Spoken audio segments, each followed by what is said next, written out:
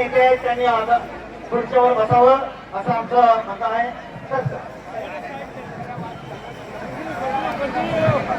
आणि जे लोक एकाच रस्त्यावर दिसतात त्या उजव्या बाजूच्या जो खाली रस्ता आहे तिथं पण बसू शकता, त्यांनी बसावं.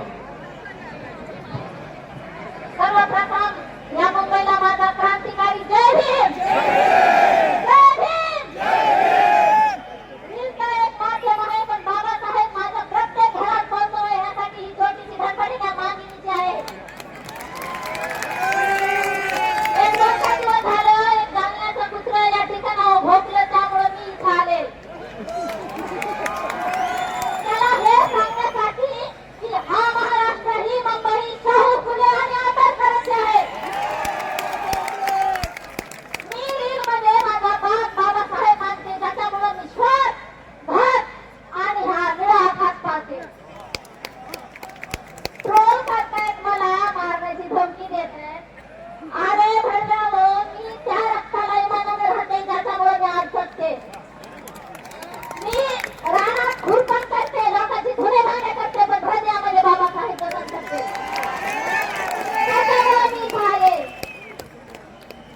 काही लोकांना कसं झालंय माहिती का? आरसा बघू वाटत नसला तर पाहू नको, पण अस्तित्वापासून लांब जाऊ नको हे सांगायला मी. दिली भाकर माझा विमान, दिली भाकर माझा विमान, कुत्र्या खाली माने घालू नका.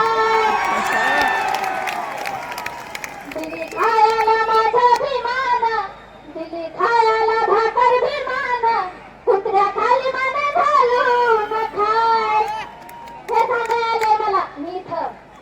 हे वर्गीकरण फक्त एक वाहन आहे यांना माझ्या बाबाच्या संविधानाला छेडखाना करण्यासाठी.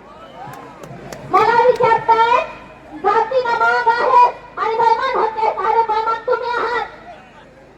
तुम्ही लोकशाहीला भाऊ खाते ह्या महाराष्ट्राला हे देशाला सांगा. लोकशाहीला भाऊ खात्यांनी पूर्ण जीवनाची कमाई माझ्या बाबासाहेबांना अर्पण केली आहे, फकीरा अर्पण केली आहे. त्या लोकशाहीला भाऊ खात्यांना सांगितलंय की हा विश्वाचा खरा बाप आहे. ते सांगायला या मुंबईत आले. काम धंदा धुणे भांडे करते, मला प्रयोग करते, तुला राहायला घर आहे का घर विचारली. अरे हे माझं घर या मुंबईला येऊन विचारा. मला या ठिकाणी बोलायची संधी दिली, 2 मिनिटं वेळ दिला. दर्शन भेटलं, माझ्या जीवनाचं सार्थक झालं. मला घर भेटलं. मुंबईच्या प्रत्येक घरामध्ये रुक्मिणी दौंडाची आणण्याची आहे हे माहीत झालं. जय भीम, जय संविधान.